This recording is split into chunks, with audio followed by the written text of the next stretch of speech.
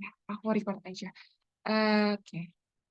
Pertama-tama aku mau ngucapin selamat datang di Ngaji Feminis yang episode pertama dengan tema kesehatan reproduksi dalam perspektif Islam. Dan Ngaji Feminis sendiri itu merupakan salah satu program yang kita sudah LSF ajukan selama bulan Ramadan untuk mengisi di bulan Ramadan juga.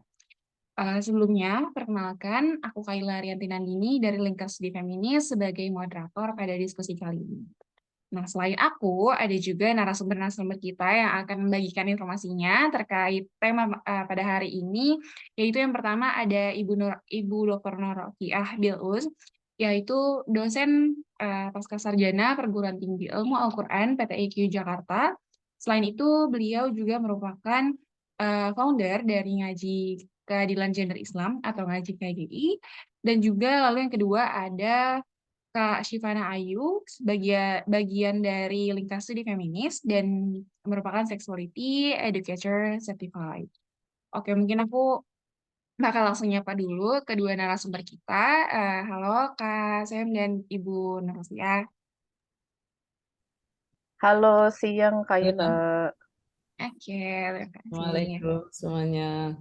Waalaikumsalam. Oke, aku mau ngasih info dulu nih. Jadi Lingkar Studi Feminis ini sangat mendukung ngaji feminis pada hari ini menjadi ruang belajar, ruang aman, tidak mendominasi, dan sangat menghargai keberagaman dalam hal apapun.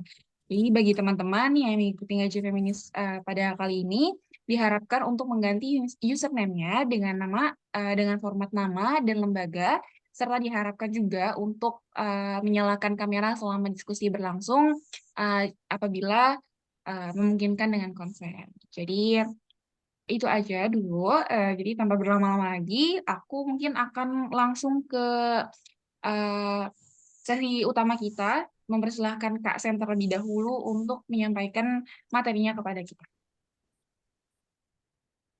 Oke, terima kasih Kayla Ya, untuk waktunya. Ini aku share screen langsung.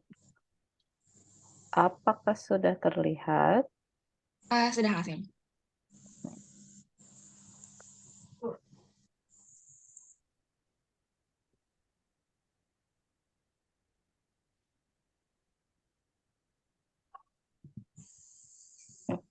Suaraku aman ya? Aman Kak, boleh dilanjut.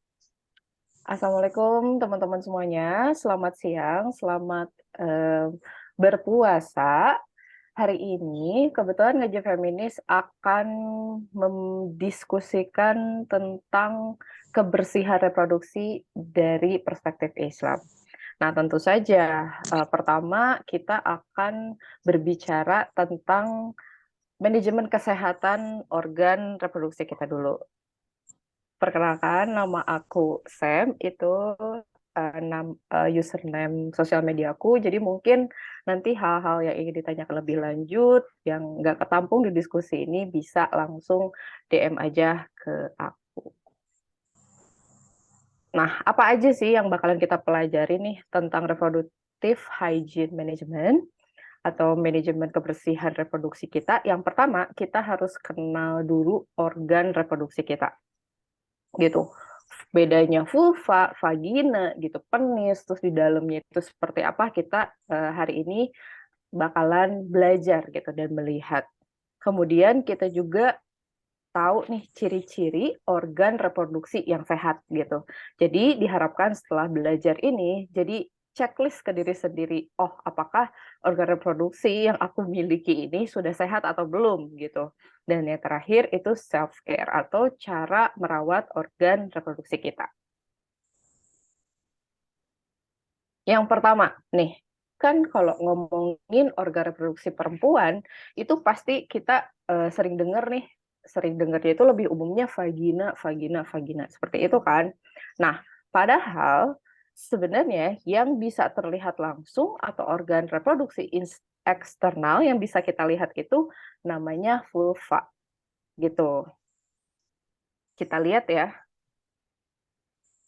Nah, ini adalah vulva gitu. Nah, baru ini lubang tempat keluar darah menstruasi dan bayi keluar ketika melahirkan, baru ini namanya lubang vagina itu. Seperti yang kita ketahui, yang bagian atas ini bulu kemaluan atau pubic hair gitu. Ini juga tentu ada fungsinya. Kenapa? Misalkan untuk menyerap keringat gitu, membuat kelamin kita itu tidak terlalu lembab gitu. Nah, yang paling atas ini tuh semacam jendolan di atas seperti benjolan gitu, kecil, namanya klitoris. Nah, kalau dulu kan yang suka bingung itu apakah air urin kita itu keluar di lubang yang sama kah dengan keluarnya darah menstruasi? Enggak ya, teman-teman. Jadi lubangnya itu tersendiri loh. Ini lubang keluar darah menstruasi atau kita kenal itu lubang vagina, sedangkan urin itu lubangnya di atas vagina tapi di bawah klitoris gitu. Jadi di antara klitoris dan lubang vagina di sini ada namanya lubang uretra. Kita recall lagi ya pelajaran biologi dulu kelas waktu SMP sama SMA gitu. Nah, terus ini ada lapisan pertama bagian luar, ini kita sebutnya labia.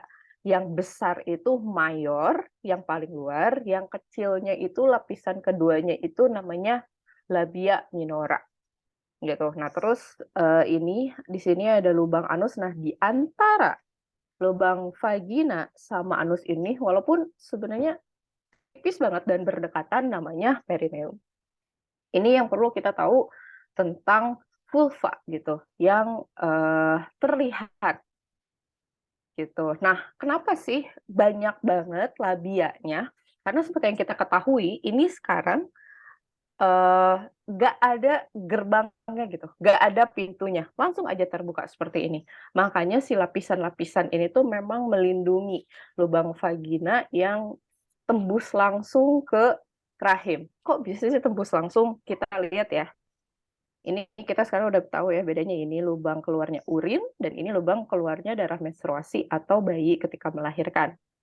Nah, si lubang vagina ini ya, yang di bawah ini merupakan saluran langsung menuju rahim gitu. Tadi kenapa aku bilang nggak ada gerbangnya atau nggak ada pintunya, yang mengunci tuh di sini sama sekali nggak ada lapisan-lapisan gitu. Jadi memang langsung terbuka gitu sampai ke rahim gitu. Nah, ini juga namanya ovarium. Nah, si ovarium itu sebenarnya nggak nempel nih sama si fibrinae. Ovarium itu kita simpelkan adalah pabrik sel telurnya atau kita ovum. Jadi calon-calon sel telur ini setiap menstruasi sebulan sekali, misalkan Januari yang 11 sini, Februari 11 sini, dan manusia nggak ada yang tahu kita itu mengeluarkan sel telur itu dari ovarium kanan atau ovarium kiri dulu. Tapi memang setiap bulan itu kita bergantian gitu. Nah, ketika si sel telur dikeluarkan dari ovarium, kemudian diterima sama tentakel-tentakel di fibrinae gitu diterima, kemudian si sel telur itu jelas dong akan jalan-jalan di tuba Fallopi. Jalan-jalan tujuannya apa?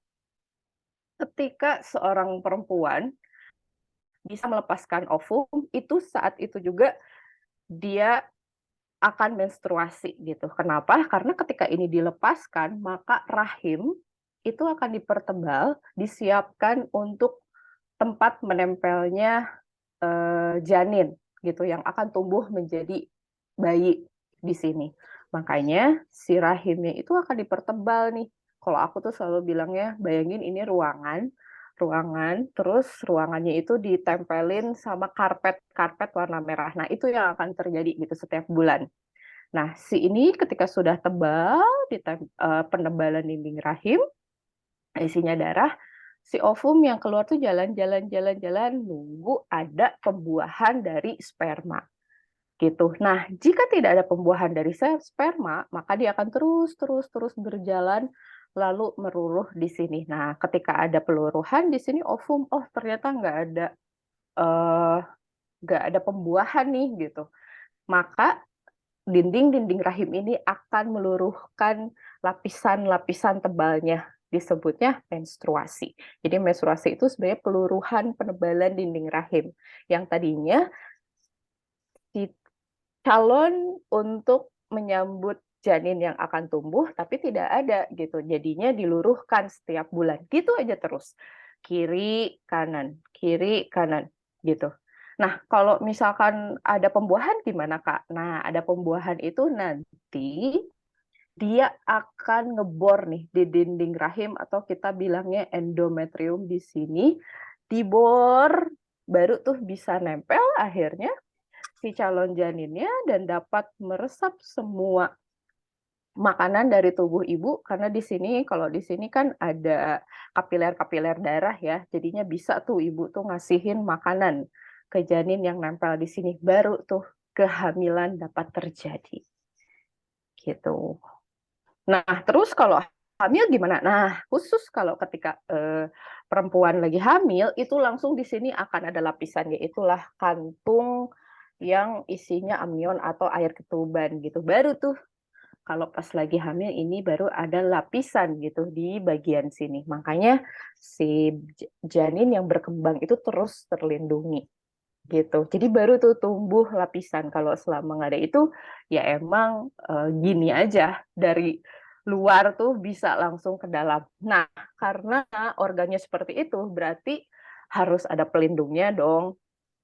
Betul sekali. Di dinding vagina kita ini, di dinding ini banyak banget flora dan fauna. Ngomong-ngomong soal flora dan fauna, berarti kita ngomongin di sini itu banyak banget bakteri gitu. Dan bakteri yang baik dan jamur dalam jumlah yang cukup. Kenapa aku bisa katakan cukup?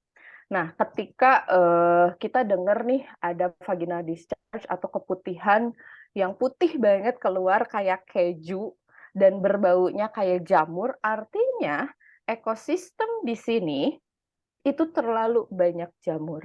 Gitu. Artinya si bakteri-bakteri baik nih yang melindungi di sini ini tuh kan sel wall-nya vagina kita nih. Nah, di sini tuh ada lendir. Lendir ini tuh di dalamnya ada bakteri-bakteri baik gitu. Hah, kok bisa sih ada bakteri baik? Maksudnya baik tuh kayak gimana? Baik itu adalah karena si kumpulan bakteri itu akan menghasilkan suasana gitu. Jadi dia tuh mengeluarkan asam.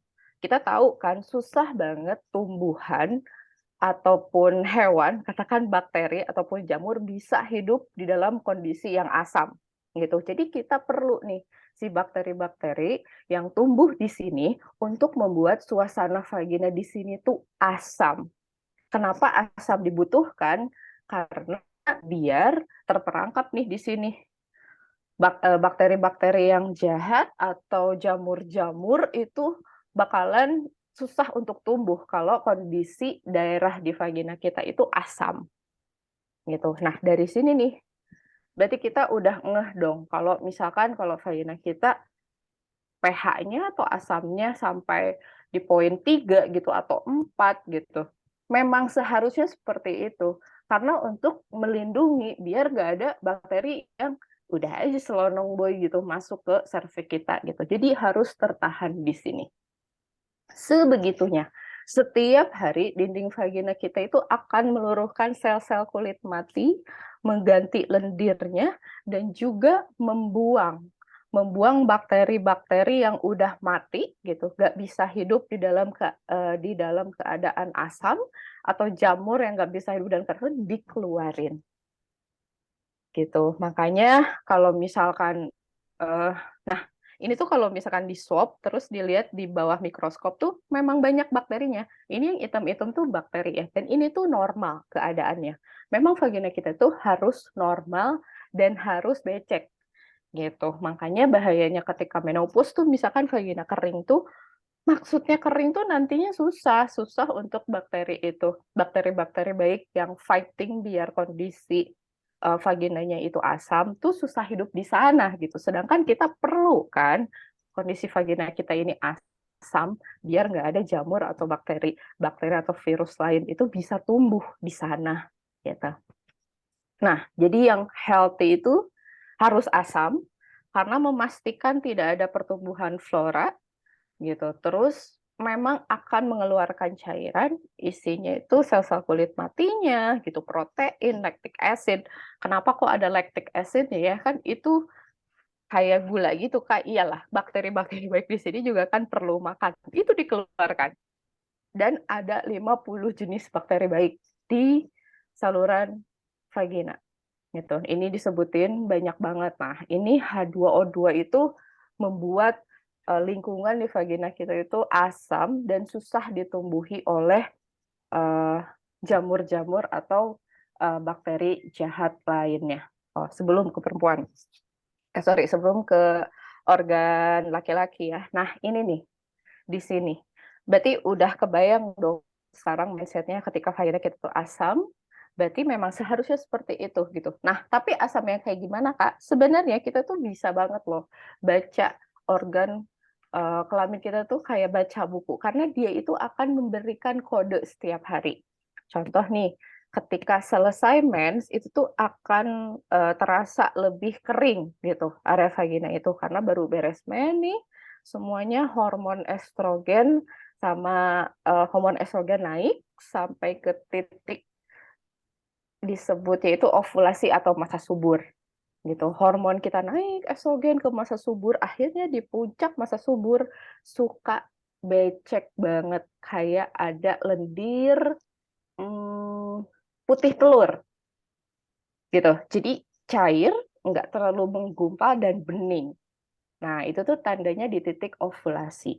Kok bisa sih? Nah, khusus di masa ovulasi, ovulasi itu kan masa yang paling pas nih buat pembuahan. Nah, makanya karena di sininya terlalu asam, nanti spermanya nggak bisa lewat, khusus 24 jam ketika ovulasi, itu tuh agak-agak dibantu biar spermanya bisa lebih cepat renang.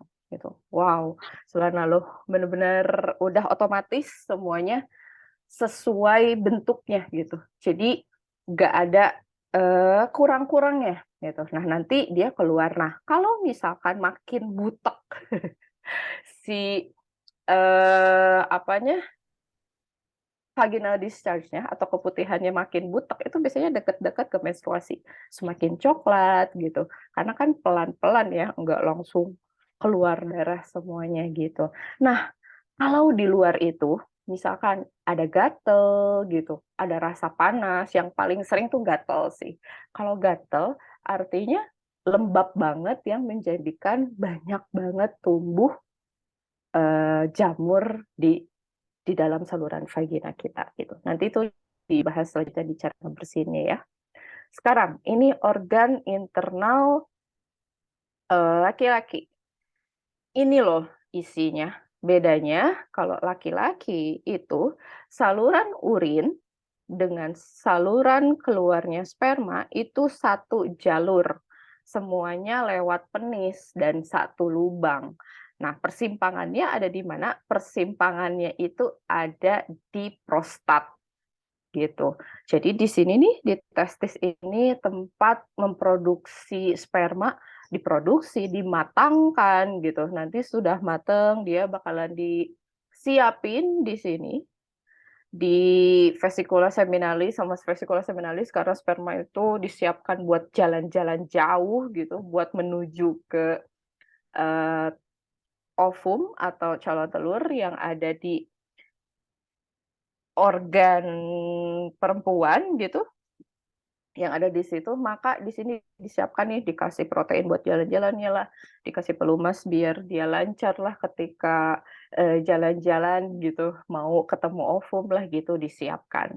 Nah di sini Cooper juga karena vagina itu udah tahu wah asem banget ya di sana, berarti dikasih basa biar selama dia lewat itu jadi netral gitu lingkungannya.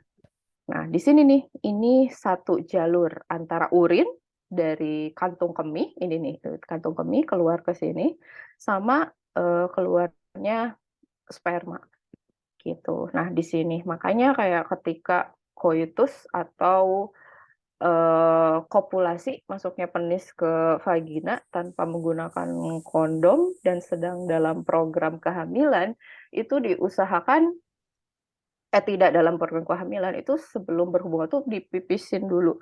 Karena di sini itu bisa banyak banget sperma yang tersisa nih. di penis ini. Ya, itu juga mempengaruhi.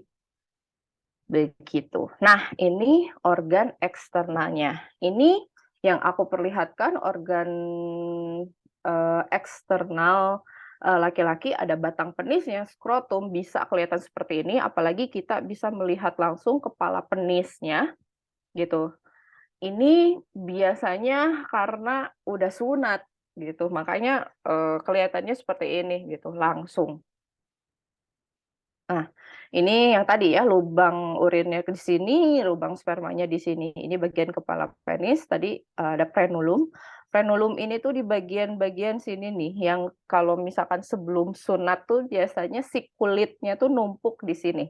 Nah, ketika sunat kan dimundurin dan nggak adain gitu, dipotong. Nah, biasanya ini jadi kelihatan nih bagian frenulumnya. Itu ini skrotum, kantung yang isinya penis gitu. Kayak gitu. Next. Nah, bedanya kayak gini. Ini kan sebelum sunat ya, gini. Jadi masih ada kulup yang menutupi kepala penis. Dan nanti dipotong, jadi nanti si frenulumnya itu langsung kelihatan. Nah, bedanya apa? Kalau misalkan belum sunat atau di belakang sininya masih ada penutupnya, itu tuh bisa banget kalau misalkan habis pipis, kotoran-kotorannya tuh masih nyangkut di situ. Jadi memang harus dimundurin, terutama ke anak kecil nih yang belum sunat, dikasih tahu tuh harus dimundurin dulu sampai kelihatan batang penisnya, baru dibersihin daerah situ pakai air mengalir, nggak usah pakai sabun, terus dibersihin pakai air mengalir gitu, karena dipastikan di sininya itu bersih. Beda dengan yang langsung terlihat batang penis seperti ini, ya bisa langsung kelihatan kalau misalkan kotor kan ya, gitu.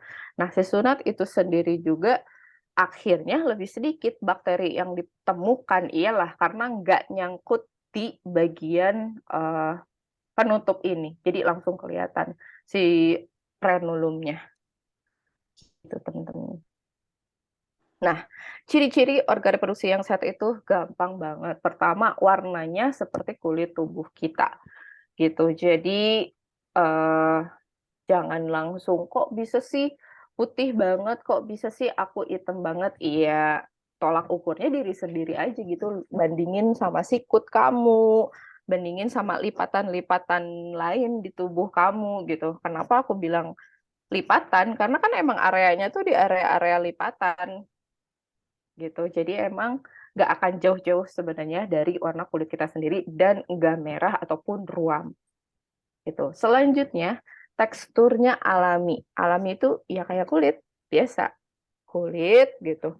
Nggak ada benjolan ataupun kutil. Sebenarnya kalau ada benjolan, kamu juga bakalan ngerasa gatel dulu, panas dulu, pedih dulu, nyeri dulu gitu. Ini tuh si ciri-cirinya tuh nggak akan satu-satu gitu, bakalan brut langsung kerasa. Kayak misalkan kalau gatal-gatal pasti jadi merah dong gitu, apalagi panas, pasti akan kelihatan merah dan ruam gitu. Apalagi kalau ada benjolan, itu pasti nyeri gitu, atau enggak pedih gitu. Nah, kecuali kutil. Kutil ini karena bisa disebabkan dari virus gitu, dan memang salah satu IMS juga, infeksi menular seksual gitu, jadi memang bisa dari kulit ke kulit dan bahkan kita nggak menyadari itu jadi tumbuh kutil seperti itu. Tapi tenang, kayak hah kok iya ini kayak kutil, bisa dicek dulu apakah benar itu kutil yang disebabkan oleh virus atau bukan gitu. Dan bisa juga ya koreksi diri sendiri, kamu tuh habis ngapain sampai ada itu, apakah kebersihannya, apakah celana dalam kamu bekas siapa gitu. Terus karena keputihan itu normal dan kita masih memungkinkan mengeluarkan vaginal discharge tadi yang bening gitu, dan banyak dan cukup, tidak berlebihan. Nah, tapi si tidak berlebihannya ini, pertama, kalau misalkan keluar pun nggak akan bau busuk. Kalau bau asem, tuh kan bau asem yang pH 3 gitu, kayak bau-bau asem biasa sih, bukan bau busuk gitu. Itu nggak apa-apa gitu. Terus vaginal discharge-nya juga nggak bikin kamu gatel. Karena biasanya kalau vaginal discharge-nya atau keputihannya bau busuk, itu pasti diikutin sama ciri-ciri lain. Kayak gatel lah, gatel sih biasanya yang duluan. Terusan panas. Kenapa aku bilang gatel? Karena si jamur. Jamur ini kan, bayangin aja kalau kamu pakai celananya yang ketat, terus lembab, terus basah gitu. Apalagi kitanya overweight, gendut, terus jadi kelipet di situ kan jadi lembab banget ya. Nah, udah pasti tempat yang lembab itu senang ditembuhi oleh jamur. Jadi pasti mudah banget gatal. Nanti dari gatal baru jadi ada keputihan. Nah, artinya si keputihan-keputihan itu tuh di dindingnya tuh jadi banyak jamur gitu. Nah, kalau penis ini ada tambahan ejakulasinya lancar gitu. Kalau pipis sih, pipis ejakulasi ini nggak sakit gitu.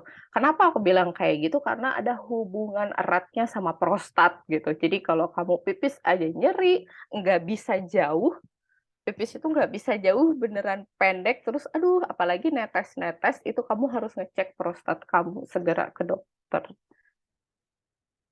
Cara merawatnya, mengonsumsi prebiotik. Prebiotik itu kan isinya bakteri-bakteri baik ya, gitu. Jadi memang kalau perempuan tuh memang disarankan mengonsumsi itu. Jadi membantu populasi bakteri baik yang ada di dalam vagina gitu. Tapi jangan berlebihan gitu. Cuman dibantu aja. Dibantunya pas kapan?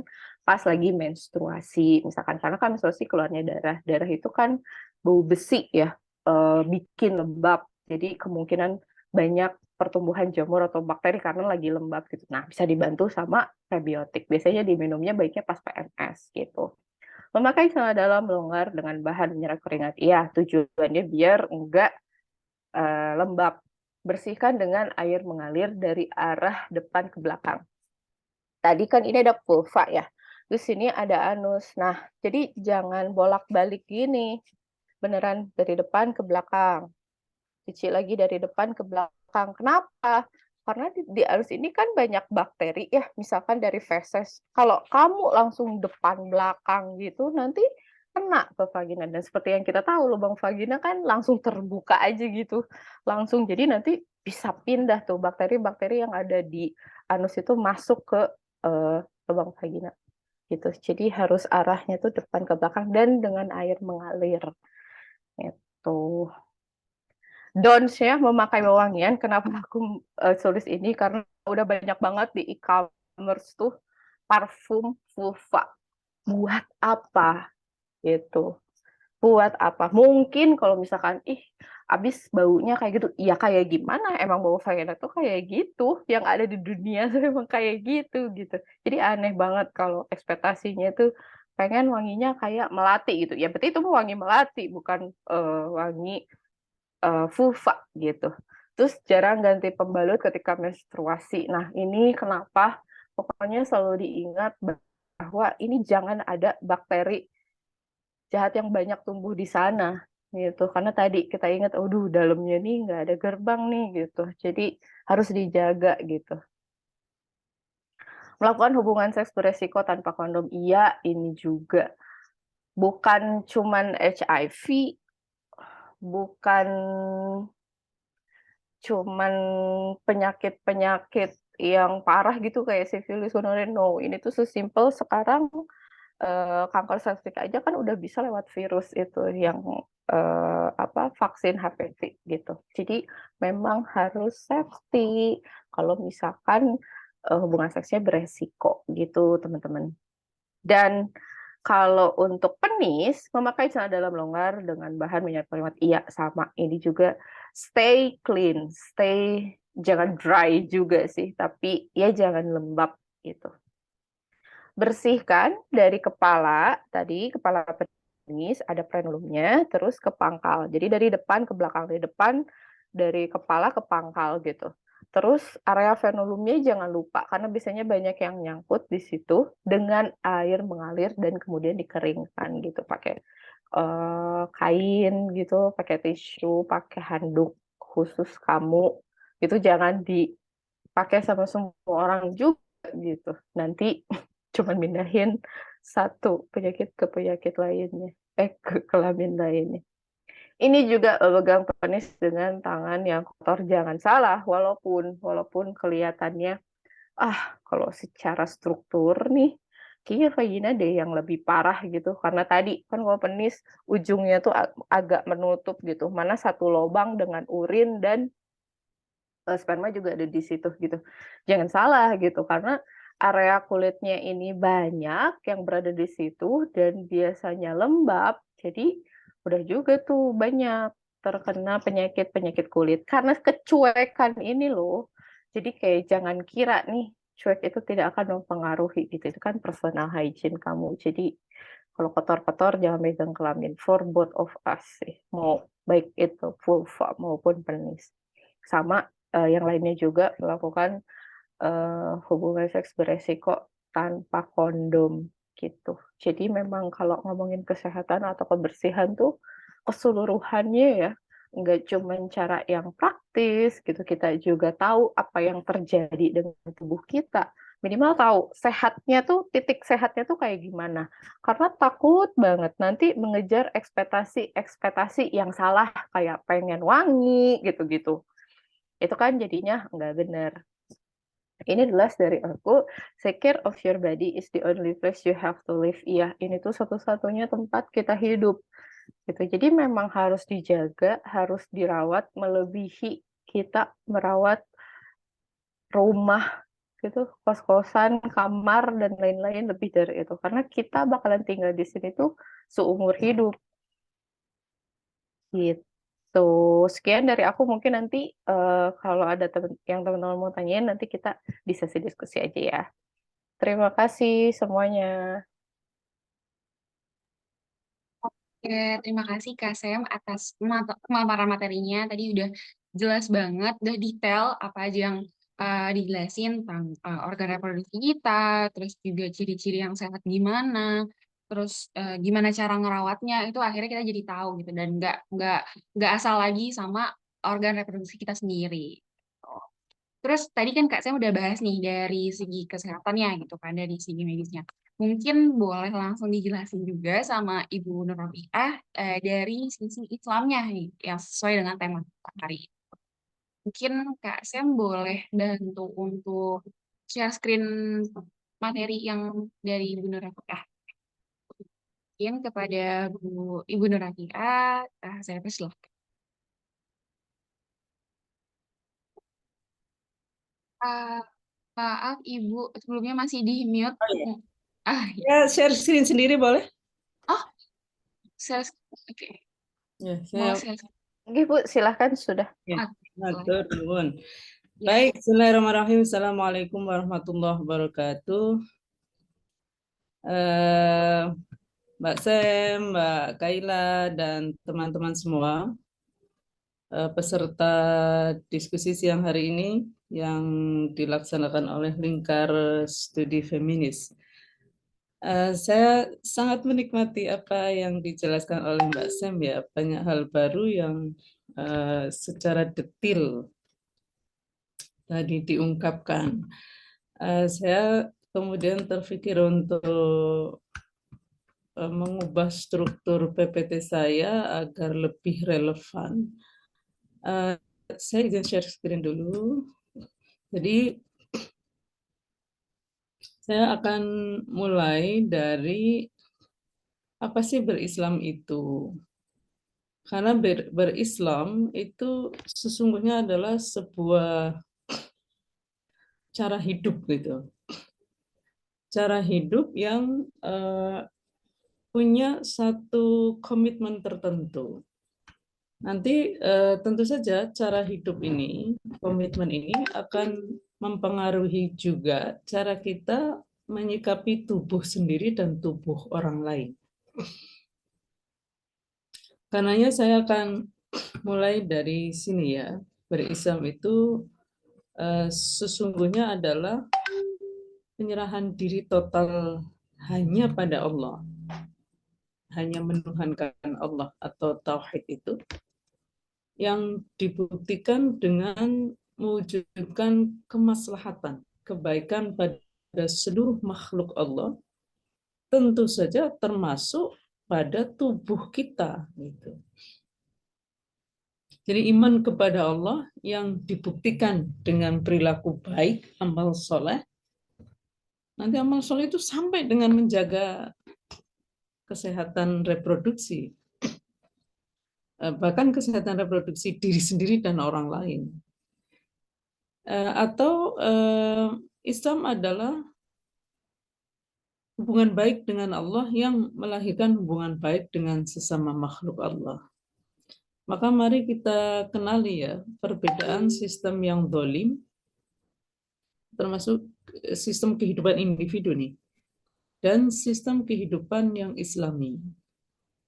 Jadi perbedaan yang mendasar sekali adalah kehidupan yang Islami itu harus adil, termasuk adil pada diri sendiri, termasuk adil pada tubuh. Gitu.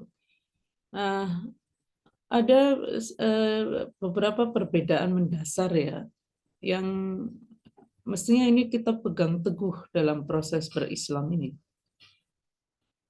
Satu, sistem kehidupan yang dolim itu menjadi anugerah, tapi hanya bagi pihak yang kuat. Sementara bagi pihak yang lemah, dia musibah. Ini termasuk dalam relasi kita loh, dengan diri sendiri. Kan setiap orang itu ada keinginan berbuat baik, ada keinginan berbuat buruk gitu. Nah, kalau cara kita hidup itu selalu berdampak buruk pada diri sendiri, termasuk dalam konteks kesehatan reproduksi, berarti kita dolim gitu. Sementara keinginan untuk menjaga kebersihan, kemaslahatan pada diri sendiri, itu selalu dikalahkan, berarti dolim. Nah, karena ya sistem yang Islami itu memberi atau menjadi anugerah bagi semua pihak, termasuk diri sendiri, itu menjadi anugerah.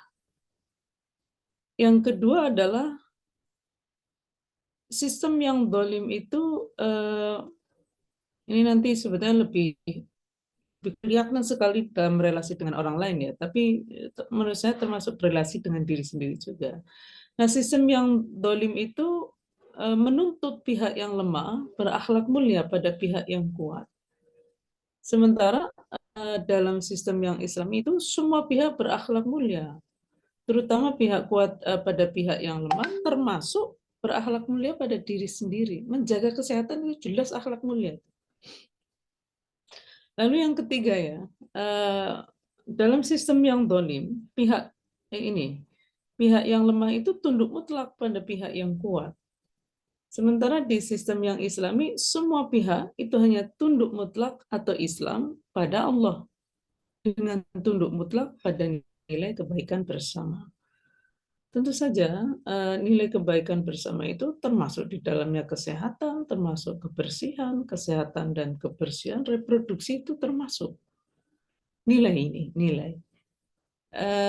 Dan termasuk kesehatan bagi diri sendiri. Jangan sampai nih kita menggadaikan kesehatan diri demi untuk apa ya, menarik orang lain atau kemaslahatan orang lain. Dan yang terakhir adalah power ya. Power dalam sistem yang dolim itu digunakan, dijadikan alasan untuk mewajarkan pihak kuat berbuat dolim pada pihak yang lemah. Ya, namanya juga misalnya ya, namanya juga laki-laki. Pantaslah kalau playboy, namanya juga laki-laki. Nah itu tidak Islam. Nah, di Islam, power dalam bentuk apapun ya fisik, intelektual, spiritual, finansial, dan lain sebagainya itu menjadi tanggung jawab bagi pemiliknya untuk memberdayakan pihak yang lemah, bukan memperdaya. Ini prinsip dasar dulu nih. Karena ternyata Islam juga merespon sistem kehidupan yang sangat dolim, di mana nanti dahsyat sekali loh dampaknya pada kesehatan reproduksi perempuan ini. Berabad-abad lamanya itu, laki-laki dan perempuan hanya dilihat sebagai makhluk fisik. Nah, laki-laki itu lebih dilihat sebagai makhluk ekonomi, sehingga nih sampai hari ini ada uang abang disayang, nggak ada uang abang ditendang.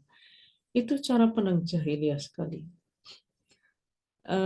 Yang perempuan, nah ini nanti hubungannya erat sekali dengan kompleksitas kesehatan perempuan tadi itu secara reproduksi. Nah, perempuan itu sistem reproduksinya kan bikin mereka berdarah-darah itu. Menstruasi berdarah, melahirkan berdarah, nifas berdarah. Belum lagi nanti kalau ada gangguan kesehatan reproduksi, istihadah, pendarahan lagi. Nah, sayangnya cara pandang masyarakat atas kedirian perempuan yang berdarah-darah ini, justru itu dijadikan alasan untuk menistakan perempuan. Perempuan itu tidak dianggap manusia berabad-abad lamanya. Jadi kekeliruan cara pandang atas sistem reproduksi perempuan itu melahirkan cara pandang bahwa perempuan bukan manusia, perempuan itu hartanya laki-laki. Berabad-abad lahir sebagai milik ayah, menikah jadi milik suami, suami mati diwariskan pada anak dan kerabat laki-laki. Nah, harta tentu dipelihara karena fungsinya. Apa fungsi perempuan? Satu, sebagai alat seksual. Jadi alat pemuas seksual laki-laki. Makanya dalam sejarah kehidupan manusia itu, ayah itu dianggap wajar untuk melakukan perkosaan, bahkan incest pada anak perempuan yang dimilikinya itu. Apalagi suami pada istri, sampai sekarang masih dianggap wajar. Padahal sama sekali tidak wajar itu. Karena apa? Dianggap harta, dianggap sebagai alat pemuas seksual. Yang kedua adalah sebagai mesin reproduksi. Jadi kalau laki-laki ingin punya anak, jadi kan kalau ada manual ya tuangkan sperma ke dalam vagina perempuan, itu dianggap seperti blender gitu kan, alat mesin. Lalu diproseslah sampai keluar jadi anak. Kalau anaknya keluar tidak seperti yang diharapkan oleh laki-laki, ya mesinnya yang salah. Kalau perempuan nggak bisa hamil, ya mesinnya yang salah gitu. Karena dilihat sebagai alat dan mesin. Nah, ketika dilihat sebagai alat dan mesin, maka bisa nggak dibayangkan, nggak ada itu gagasan kesehatan reproduksi perempuan, nggak ada. Masyarakat itu masih banyak begini. Kesehatan reproduksi perempuan nggak penting, apalagi hak, bicara hak, nggak ada, mau alat dan mesin kok punya hak.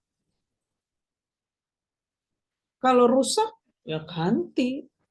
Kalau sudah tidak berfungsi, ya ganti gitu. Cara berpikirnya itu. Ini bahaya sekali. Makanya betapa pentingnya Islam dalam konteks tadi menjaga kesehatan reproduksi, menjaga kebersihan sistem reproduksi perempuan, itu mulai dari perubahan cara pandang. Jangan lihat perempuan sebagai makhluk seksual, apalagi hanya alat seksual dan mesin reproduksi. Jangan. Nanti cara berpikir, karena dia adalah alat, ya perlu menarik bagi laki-laki. Dan menarik kalau wangi, misalnya. Ya disemprotlah vagina itu dengan wewangian supaya menarik. Gitu. Jadi padahal itu bisa berbahaya bagi kesehatan reproduksi. Jadi menarik bagi laki-laki itu menjadi nilai yang diprioritaskan daripada kesehatan itu. Maka mengubah cara pandangnya bagaimana? Ini yang dilakukan oleh Islam ya, dalam pemanusiaan penuh perempuan dan laki-laki itu adalah membangun kesadaran. Jadi berislam itu identik dengan ini. Maka mari berproses. Membangun kesadaran bahwa manusia itu bukan hanya makhluk fisik. Laki-laki dan perempuan itu sama-sama makhluk intelektual karena punya akal, sehingga dia bisa membedakan mana yang baik dan buruk gitu. Dan makhluk spiritual itu karena punya hati nurani ini, yang terus menuntut kita untuk melakukan tindakan yang berdampak maslahat bagi diri sendiri sekaligus pihak lain sekaligus diri sendiri. Itu komitmen pada kebaikan bersama itu adalah komitmen spiritual itu. Tentu saja komitmen ini kalau dalam Islam ya nanti apa yang disebut dengan Islami, sebuah tindakan itu Islami harus halalan, harus ada dia disetujui, direstui oleh agama. Mau hubungan seksual, ya nikah dulu dong, gitu kira-kira. Tapi tidak hanya halalan, yang halal harus thayyiban. Thayyiban itu berarti memastikan yang halal itu misalnya hubungan seksual suami istri berdampak maslahat baik bagi diri sendiri sekaligus suami dan istrinya. Terutama bagi istri nih yang masa reproduksinya panjang sekali. Nah, mesti berdampak maslahat bagi kedua belah pihak ya, karena belum tentu loh apa yang baik buat laki-laki karena sistem reproduksi yang berbeda itu akan baik buat perempuan. Misalnya hubungan seksual suami istri pada masa PMS, premenstruation syndrome itu ya, gejala sakit sebelum menstruasi itu, secara fikih halal itu, suami istri hubungan seksual, tapi jelas tidak baik. Karena istri itu kalau lagi PMS, jangankan hubungan seksual, diem aja sakit. Nah, halalan thayyiban. Yang thayyiban itu harus ma'rufan juga. Ini pertimbangan rasa, ini sensitivitas sosial. Ada hal-hal yang baik tapi tidak pantas, ya jangan lakukan. Hubungan seksual suami istri, tapi di dekat anaknya yang dikiranya sudah tidur gitu. Apalagi anak kecil nggak ngerti lah apa-apa. Jangan dikira anak kecil itu kalau merem pasti tidur, kalau tidak bunyi berarti nggak dengar, belum tentu. Maka yang begitu itu nggak pantas, gitu. Jangan lakukan. Oke ya, kesadaran sebagai makhluk berakal budi ini penting sekali supaya bisa memperlakukan tubuhnya dan tubuh orang lain secara halal dan thayyiban wa ma'rufan tadi itu. Sehingga kita care nih terhadap tubuh sendiri, terutama si perempuan ini, karena nanti sistem reproduksinya sangat kompleks sekali dibandingkan laki-laki. Tapi saya skip dulu. Yang kedua ya, sebagai manusia seutuhnya itu artinya ini. Dan sehingga tubuh ya, itu adalah amanah dari Allah gitu. Untuk dijaga kesehatannya, untuk dijaga ya kesempurnaannya semampu kita, sehingga kita bisa pulang pada Allah mengembalikan tubuh ini dalam kondisi terbaik yang bisa kita lakukan. Misalnya sistem reproduksi kita dalam kondisi sehat, tentu saja semampu kita ya, karena banyak hal yang ada di luar kontrol kita, misalnya perlakuan orang pada kita yang tidak mampu kita hindari misalnya karena kita dalam posisi dilemahkan. Oke, jadi seperti itu dulu cara pandang terhadap tubuh. Tubuh itu adalah amanah dari Allah yang mesti kita jaga, dan Allah hanya mengizinkan tubuh ini untuk dipakai sesuatu yang halalan thayyiban wa ma'rufan gitu. Manusia seutuhnya. Yang kedua adalah subjek penuh. Laki-laki dan perempuan di dalam Islam itu termasuk dalam relasi kesehatan reproduksi, relasi perkawinan, relasi keluarga, dua-duanya subjek penuh. Subjek penuh itu artinya apa? Tidak ada satupun yang dianggap subjek sekunder, apalagi objek. Termasuk dalam sistem reproduksi dan sistem seksual itu, sistem perilaku seksual itu. Sehingga nanti apa artinya sebagai subjek penuh? Laki-laki dan perempuan itu sama-sama hanya hamba Allah. Nggak boleh menghamba pada Allah sambil menghamba libido seks, nggak boleh. Menghamba kepada Allah sambil menghamba kepada maskulinitas, feminitas, nggak boleh. Hanya menghamba pada Allah, dan dua-duanya itu sama-sama khalifah fil ardh, bukan hanya di rumah, menjadi pemimpin, bukan hanya di dalam rumah, di bumi dua-duanya itu. Khalifah fil ardh. Maka dua-duanya itu seperti yang saya sebutkan tadi ya, kualitasnya itu benar-benar hanya ditentukan dengan komitmen tauhid itu, benar-benar hanya menghamba pada Allah, yang dibuktikan dengan mewujudkan kemaslahatan di muka bumi, baik pada diri sendiri maupun orang lain. Tubuh sendiri, tubuh orang lain. Jadi tubuh ini milik siapa? Ya milik perempuan, milik laki-laki yang punya tubuh itu. Tapi harus disadari begini, tubuh ini milik siapa? Setelah Allah, milik masing-masing. Artinya apa? Tubuh ini milik masing-masing dan hanya boleh digunakan sesuai dengan apa yang dituntunkan oleh Allah itu. Itu untuk kemaslahatan. Jadi bukan yang tubuh ini milik Misalnya tubuh laki-laki milik laki-laki, tubuh perempuan milik perempuan, lalu dua-duanya bebas menggunakan tubuhnya termasuk dengan menyakiti diri sendiri dan orang lain, enggak boleh begitu. Jadi setelah Allah, tubuh ini milik masing-masing, yang artinya silakan gunakan, tapi untuk kemaslahatan bersama. Nah, karenanya ya, subjek penuh itu artinya begini, termasuk dalam reproduksi dan seksualitas ini. Laki-laki dan perempuan, ya, atau setiap orang itu punya tanggung jawab untuk mewujudkan kemaslahatan sekaligus menikmatinya dan mencegah kemungkaran sekaligus dilindungi darinya. Semua hal yang membuat sistem reproduksi itu rusak, tidak sehat, itu kemungkaran gitu. Jadi kemungkaran itu semua hal yang berdampak buruk, apalagi bahaya, itu adalah tindakan yang mungkar gitu. Jadi kullukum ra'in, setiap kalian itu adalah pemimpin. Ya, mari kita pimpin diri ini untuk bisa dalam kondisi sehat semampu kita. Nah, karena dua-duanya adalah subjek penuh ya. Subjek penuh artinya tadi itu. Punya tanggung jawab untuk mewujudkan kemaslahatan sekaligus menikmatinya dan mencegah kemungkaran sekaligus dilindungi darinya, termasuk dalam konteks reproduksi dan seksualitas. Karena dua-duanya subjek penuh, maka tidak satupun pihak menjadi standar tunggal bagi pihak lain soal kemaslahatan ini. Kayak tadi Mbak Sem mengatakan, ya standar sehatnya vagina, penis misalnya ya, itu ya masing-masing. Soal putih, soal warnanya putih, ya sesuai dengan masing-masing.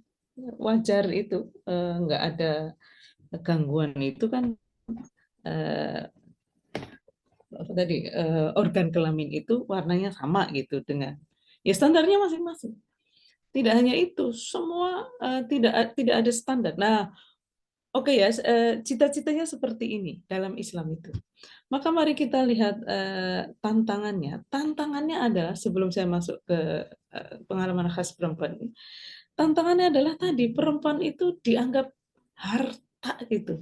Hartanya laki-laki seumur hidupnya itu. Dan itu berabad-abad lamanya. Saya beri ilustrasi nih. Di Inggris itu konon baru mengcancel undang-undang yang membolehkan suami menjual istri itu awal abad 19. Berarti baru 2 abad lalu. Nah, artinya cara pandang bahwa perempuan itu hartanya laki-laki, alat seksual, mesin reproduksi, itu sangat mengendap di dalam alam bawah sadar kita, dalam banget itu. Sehingga perempuan itu berabad-abad lamanya ya hanya diperlakukan sebagai alat seksual.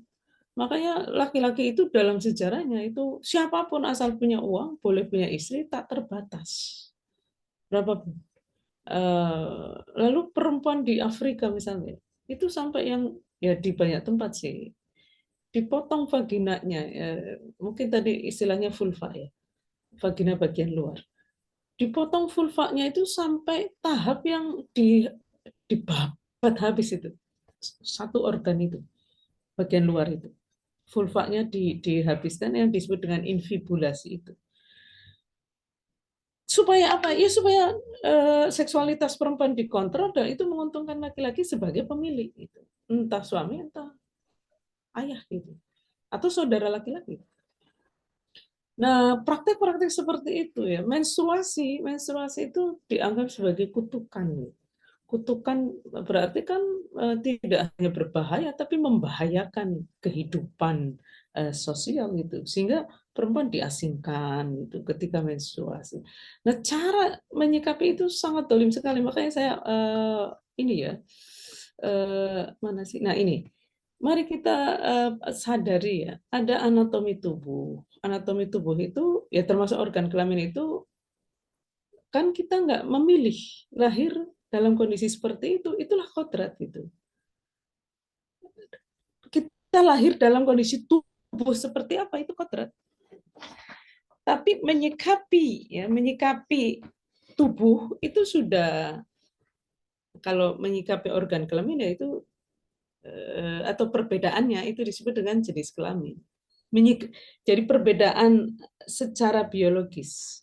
ada anatomi, ada perbedaan secara biologis, membedakan laki-laki dan perempuan secara biologis itu jenis kelamin. Itu sebetulnya sudah ikhtiar karena ini manusia yang merumuskan gitu. Makanya nanti ada konsep, ada laki-laki, ada perempuan, ada khunsla, itu secara biologis.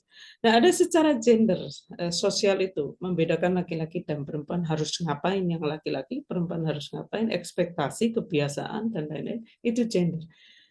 Jadi organ kelamin itu, atau sistem reproduksi, sistem reproduksinya itu dari Tuhan, tapi menyikapinya, apakah menyikapi misalnya ya, membiarkan organ kelamin itu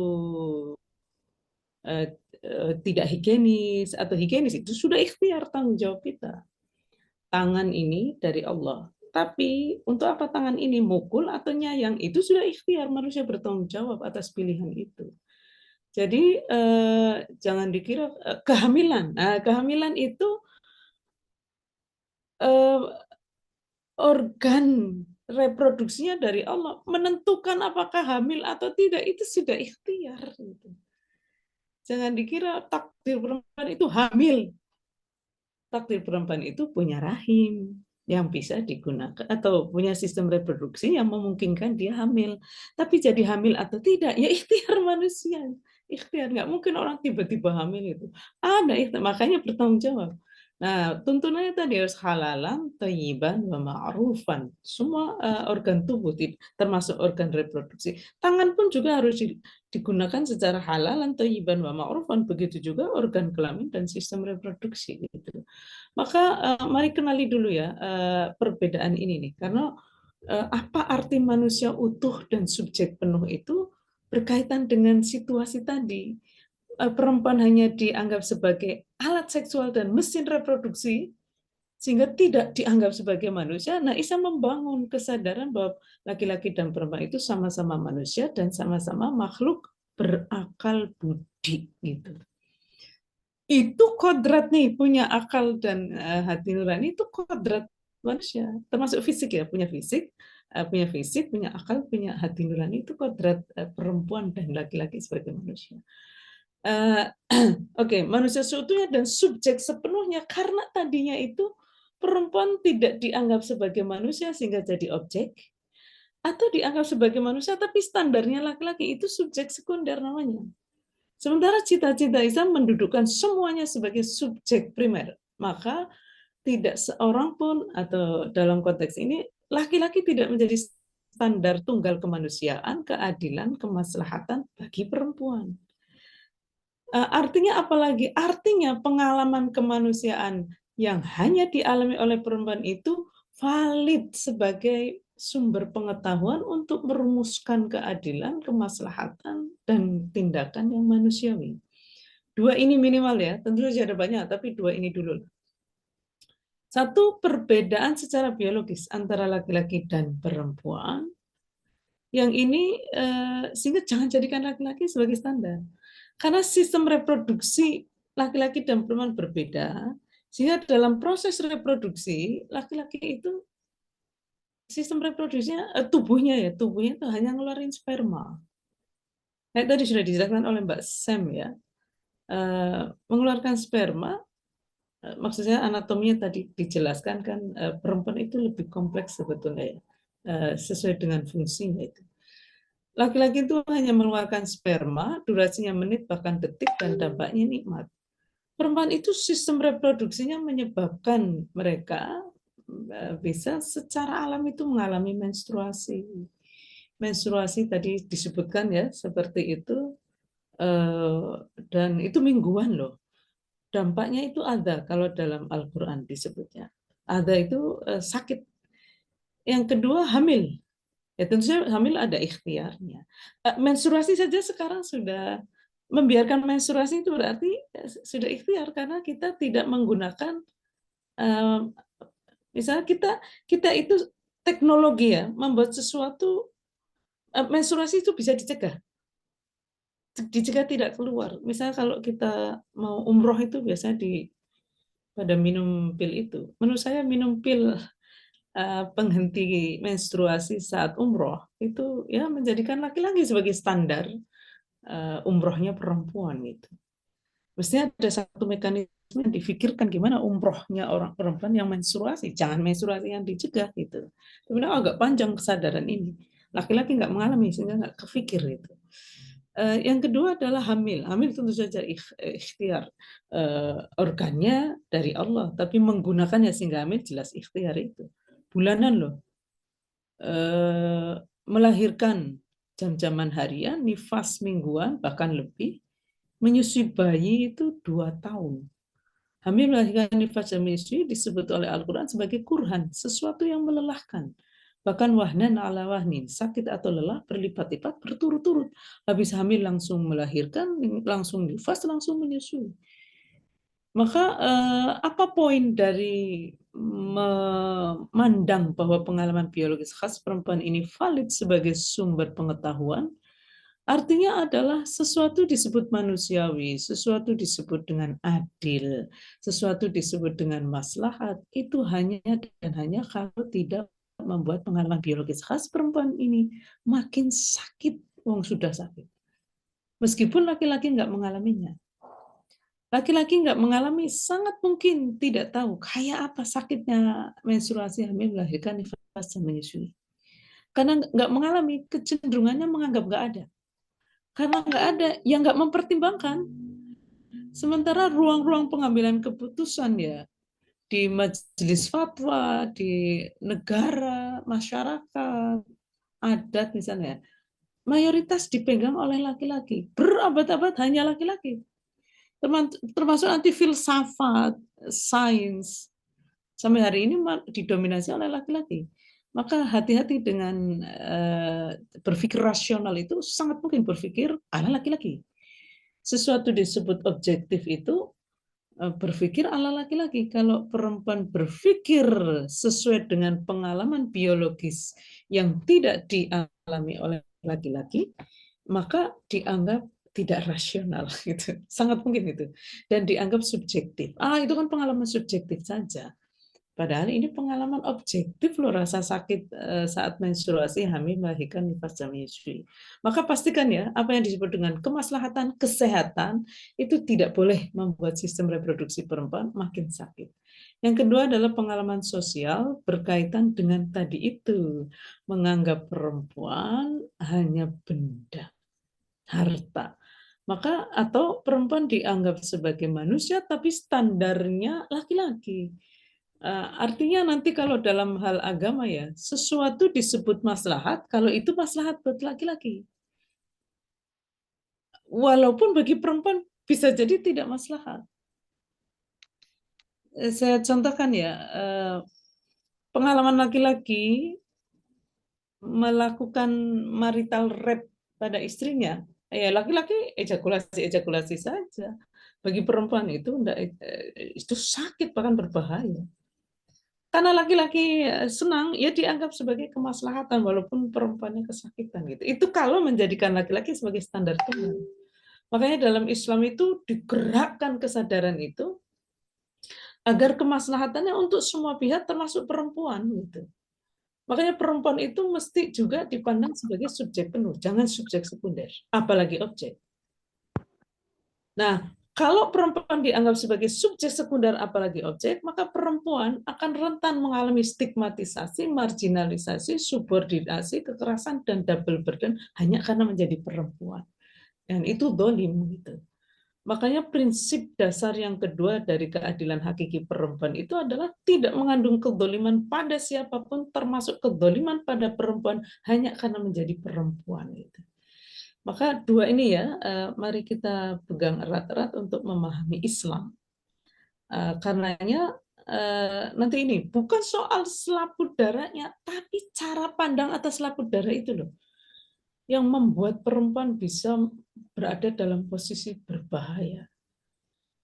Selaput darah bermacam-macam. Namanya juga selaput itu kan tipis, dia bahkan bisa menghilang sesuai dengan perkembangan fisik perempuan, tapi cara pandang bahwa selaput darah, ingat tadi ya, perempuan dianggap sebagai barang.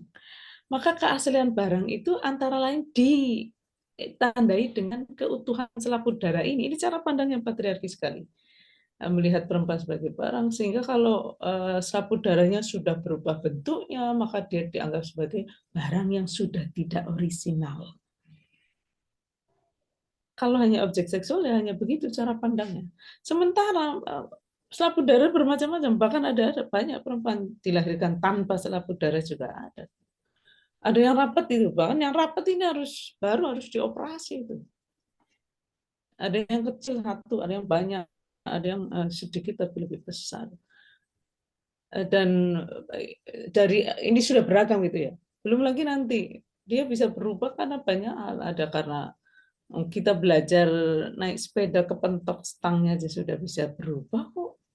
Gitu. Tapi cara pandang bahwa apapun alasannya kalau sudah tidak seperti jadi tidak asli, tidak awan, tidak suci. Sementara laki-laki nggak punya selaput, zina berkali-kali pun dianggap suci. Gitu.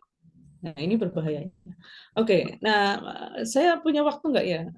Ada tuntunan yang sangat menarik sekali sebetulnya berkaitan dengan sistem biologis, dan kalau soal menjaga organ kelamin itu sayangnya dalam Al-Quran itu banyak sekali, bahkan menjadi salah satu ciri dari muslim, qad aflahal mu'minun ya. Muslim, orang beriman yang katakanlah menang, sukses. Salah satu cirinya itu walladzina hum li furujihim hafidun illa ala azwajihim aw ma malakat aymanuhum. Jadi menjaga farjinya kecuali pada suami, kecuali illa ma malakat aymanuhum, illa ala azwajihim aw ma malakat aymanuhum. Cuma ini hanya difahami secara jadi menjaga dari zina saja. Padahal menjaga itu ya bisa bermacam-macam, menjaga organ kelamin. Karena tadi itu kecuali pada suami, kecuali pada istri dan budak perempuan yang mereka miliki, maka jadinya menjaga organ itu hanya difahami menjaga dari zina itu. Tapi saya mau secara umum dulu ya, bagaimana Al-Quran berbicara langsung tentang fungsi reproduksi perempuan, mengubah cara pandang. Saya akan cepat saja supaya tidak lama. Wa yas'alunaka 'anil mahid itu mengubah nih cara pandang dari masa menstruasi itu, perempuan dianggap sedang menerima kutukan ya, menjadi masa di mana perempuan sedang mengalami rasa sakit. Jadi kita itu lagi diubah cara pandangnya dari melihat menstruasinya perempuan dengan cara pandang yang merendahkan menjadi empati gitu. Makanya menarik juga tuh pada menstruasi ayatnya memberi petunjuk justru pada para suami. Jangan jadi petunjuknya itu ada dua. Satu, menjauhlah dari istri yang sedang menstruasi.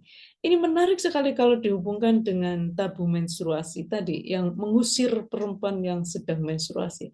Sehingga ada makna sosial, jangan diusir ini istri yang sedang menstruasi, kalian loh yang menjauh, supaya istri bisa istirahat, mengatasi rasa sakitnya. Dan jangan, kata Al-Quran, dekati istri untuk hubungan seksual, bukan karena jijik, karena lagi sakit gitu. Bahkan di ayat ini menegaskan tuh di akhirnya Allah mencintai orang yang bertaubat.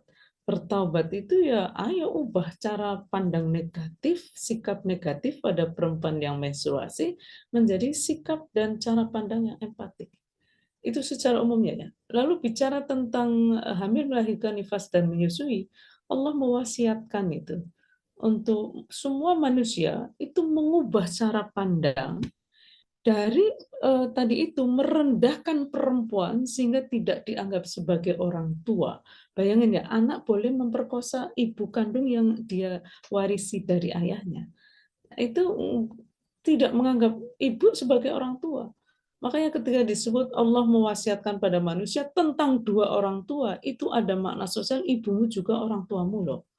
Bahkan ayat ini mengubah ya cara pandang yang dialami oleh ibu hamil, melahirkan, nifas, menyusui itu jadikan alasan untuk berterima kasih pada perempuan sebagai ibu kehidupan. Jangan malah dijadikan alasan untuk menistakan.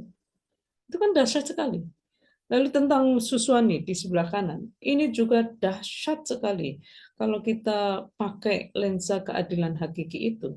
Karena ayat ini itu muncul di satu masyarakat yang membuat perempuan itu hanya mesin reproduksi dan alat seksual. Sehingga bayi lahir itu mau disusui siapa? Bapaknya yang menentukan. Makanya ketika ayat ini mengatakan, "Mbok biarin itu ibunya walidat, perempuan yang melahirkan. Itu mbok dibiarkan menyusui bayinya sampai 2 tahun kalau mereka menghendaki. Ya jangan dipaksa juga. Tapi kalau menghendaki, ya jangan dipisahkan juga gitu. Wal walidat, perempuan yang melahirkan itu biarkan, jangan murdi itu ibu yang menyusui, jangan kalian memutuskan secara sepihak untuk menyusukan pada perempuan lain. Si tukang susu kan ada waktu itu. Di sini juga disebutkan ya ayat ini tidak bolehnya masing-masing pihak nih, ayah, ibu, anak itu saling mempersulit. Jadi la tudorro walidatum biwaladiha, si ibu yang melahirkan itu jangan sampai kita membuat keputusan yang semakin membuat dia kesulitan memaksa menyusui atau sebaliknya memaksa dipisahkan, itu menyulitkan. Dan di situ ya disebutkan juga harus ada saling ridho, musyawarah, apakah ini anak mau disapi, kapan disapi, mau disusukan oleh ibunya sendiri atau tidak. Perempuan itu diminta untuk dilibatkan itu. Dan yang paling menarik sekali adalah ayat itu diakhiri dengan wattaqullah. Bertakwalah pada Allah. Berarti cara kita menyikapi proses penyusuan bayi itu apakah baik atau tidak, halalan thayyiban wa ma'rufan atau tidak, itu mempengaruhi kualitas ketakwaan kita. Sementara setiap manusia itu hanya ditentukan oleh ketakwaannya, yaitu hubungan baik dengan Allah yang melahirkan hubungan baik dengan sesama manusia. Jadi 3 ayat ini menegaskan bahwa cara kita menjalankan sistem reproduksi berdampak maslahat atau tidak pada perempuan, pada semua pihak, terutama perempuan ini, itu mempengaruhi atau cara menyikapi itu adalah bagian dari komitmen takwa atau tauhid yang melahirkan kemaslahatan itu. Maka tentu saja menjaga kebersihan, menjaga kesehatan, baik organ reproduksi sendiri maupun organ reproduksi lain, jangan juga dirusak. Itu adalah bagian dari panggilan iman. Terima kasih. Assalamualaikum warahmatullahi wabarakatuh. Waalaikumsalam warahmatullahi wabarakatuh. Terima kasih kepada Ibu Nurafiah atas pemaparan materinya yang tadi juga sangat-sangat mendetail terkait perspektif dari Islam tentang bagaimana kesehatan reproduksi itu sendiri, terus juga ada perempuan, pandangan sebagai perempuan, laki-laki, begitu. Mungkin untuk mempersingkat waktu ya, aku akan langsung buka sesi tanya jawab bagi para teman-teman yang ingin menanyakan pertanyaannya kepada narasumber kita. Boleh di raise hand atau kalau misalnya nggak mau raise hand juga di chat box juga boleh. Ini yang pertama sudah ada dari Kak Putri Amelia. Boleh Kak, silakan. Makasih Ibu Moderator. Sebelumnya izin memperkenalkan diri, saya Putri Amelia dari Universitas Islam Negeri Sunan Gunung Jati, Bandung. Izin bertanya, tadi kan berbicara mengenai kebersihan organ reproduksi dalam perspektif Islam. Tadi juga kan dibahas oleh Kak Syifana bahwa dalam biologisnya itu bagaimana dan cara Islamnya itu gimana gitu. Nah, berbicara mengenai kesehatan reproduksi ini kan baik itu dalam fisik, mental, dan sosial itu harus aman gitu seluruhnya yang berkaitan dengan sistem dan fungsi-fungsi lainnya. Nah, persoalan ini juga adalah tentang kehidupan bagaimana cara berseksual ketika perempuan ini tadi disebutkan bahwa perempuan itu hanya dijadikan objek seksual, dijadikan sebagai alat mesin yang tadi disampaikan oleh Ibu Nurafiah. Nah, padahal kan berbicara mengenai persoalan ini adalah yaitu gimana caranya perempuan ini dapat mendapatkan ruang yang aman, lalu tidak memaksa, dan setiap manusia juga kan mempunyai hak-hak masing-masing ya, baik itu dalam apa ya, domestik dan publiknya. Nah, berbicara mengenai seksualitas itu sendiri kan pasti larinya tuh ketika berhubungan intim, baik laki-laki maupun perempuan. Nah, sebenarnya kan seksualitas itu kan tidak hanya seputar berhubungan intim gitu. Nah, baik ada di seksualitas itu kan ada juga aku pernah dengar perihal eksistensi manusia, bahwa bagaimana sih terutama dalam perempuan keberadaannya itu ada gitu, tidak dipatriarkikan atau dimarginalkan dan lain sebagainya. Nah, ketika berbicara mengenai kesehatan reproduksi ini, sebenarnya eksistensi perempuan tuh di mana sih?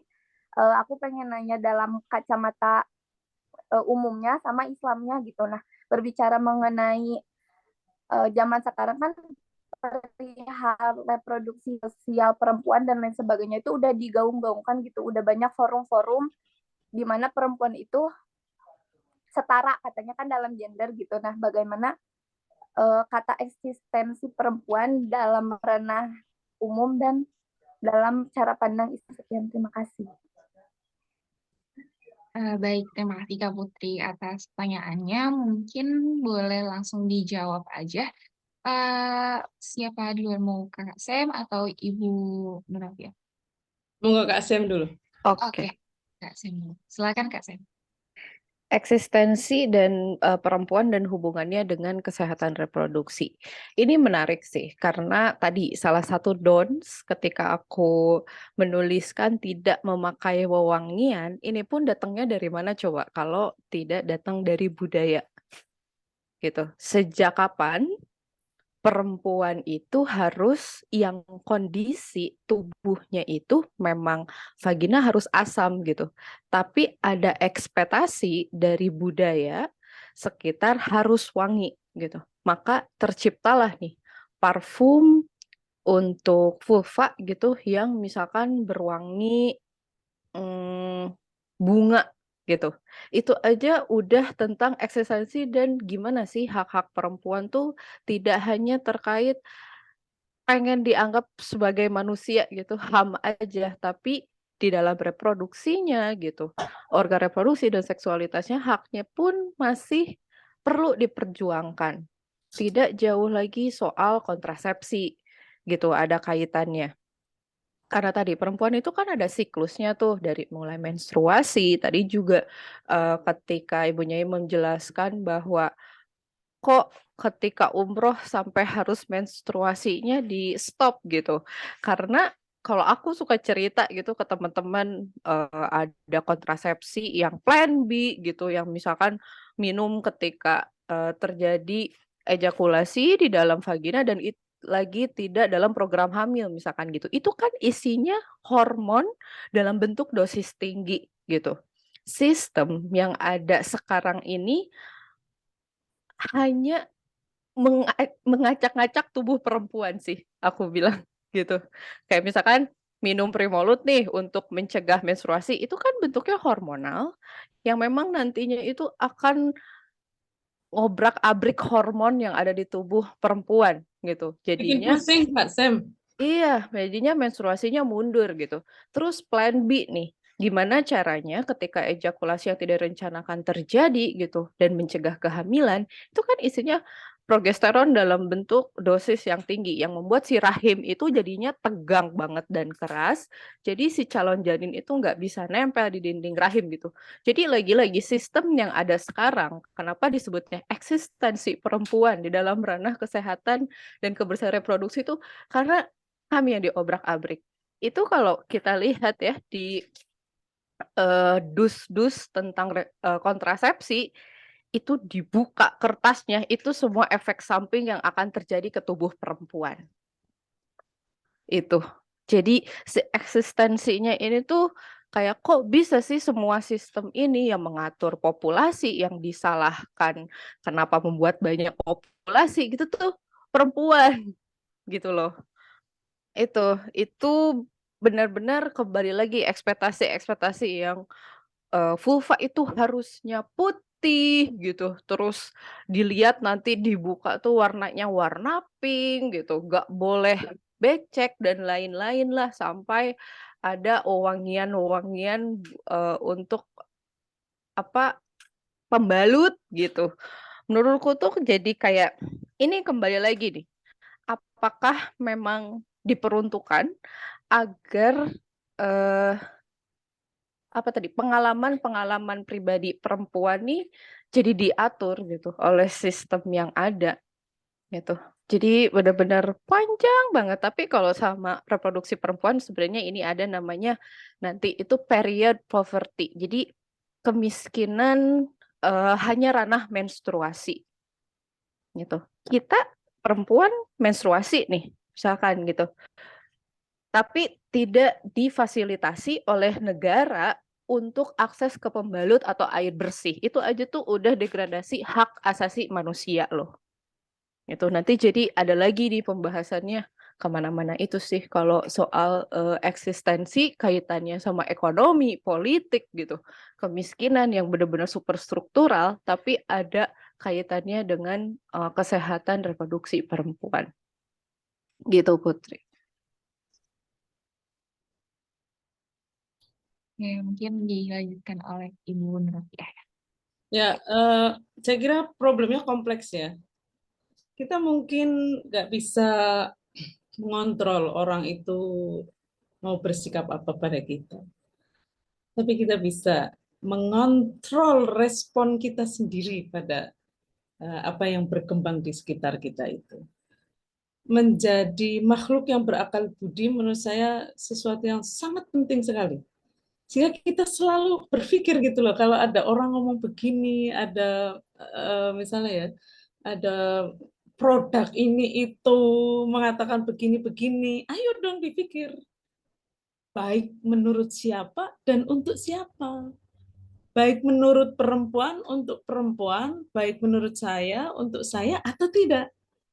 Kita ikut merespon gitu. Jangan kata mereka begitu lalu kita nurut. Ya, jangan nurut begitu saja. Itu proses menjadi makhluk berakal budi itu memang harus dibangun banget nalar kritisnya itu. Istri yang soleha adalah istri yang bla bla bla. Istri yang soleha menurut siapa dan untuk siapa? Apakah menurut kita dan untuk kita juga sebagai istri? Karena di dalam Islam itu kemaslahatan ya, soleha, soleha, itu harus untuk kedua belah pihak. Tidak bisa hanya bagus untuk suami tapi buruk bagi istri, atau bagus buat istri tapi buruk buat suami. Itu bukan kemaslahatan yang dikehendaki di dalam Islam. Maka selalu berpikir tadi itu ya, halalan thayyiban wa ma'rufan itu ya akal nalar dipakai tapi juga rasa itu dipakai. Kalau nggak dipakai ya nanti bisa jadi dampaknya buruk gitu. Nah soal kontrasepsi ini menarik sekali Kak Sen ya. Saya baca juga nih dari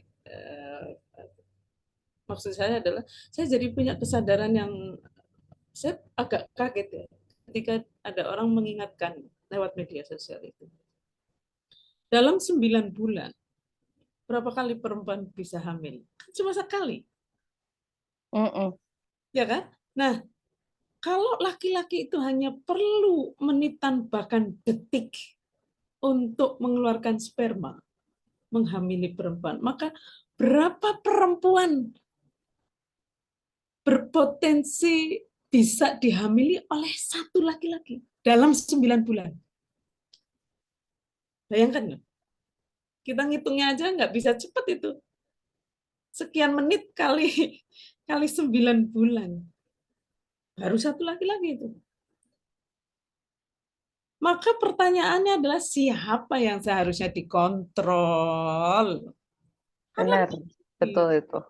Apalagi dalam masa reproduksi panjang itu perempuan sudah menstruasi, sudah hamil, sudah melahirkan, sudah nifas, sudah menyusui bayi. 5 tuh. Laki-laki cuma ngeluarin sperma dan nikmat. Detik, menit, bahkan detik. Perempuan itu jam-jaman ada, harian ada, mingguan ada, bulanan ada, bahkan tahunan ada. Maka itu sudah menjadi sangat logis sekali kalau alat kontrasepsi itu laki-laki yang pakai. Kondom itu nggak masuk ke dalam tubuh loh. Kan nggak ditelan. Tapi alat kontrasepsi perempuan itu semua masuk tubuh. Pil masuk tubuh. suntik masuk tubuh, spiral masuk tubuh gitu. Maka bayangin ya, dalam kondisi hormon sempurna saja, menstruasi sudah sakit, hamil sudah sakit, melahirkan, nifas menyusui sudah sakit. Apalagi hormon dikacaukan, memang tekniknya itu, caranya itu kan memang dikacaukan hormon itu. Nah, hormon dikacaukan itu bikin pusing, bayangin, menyusui sambil KB.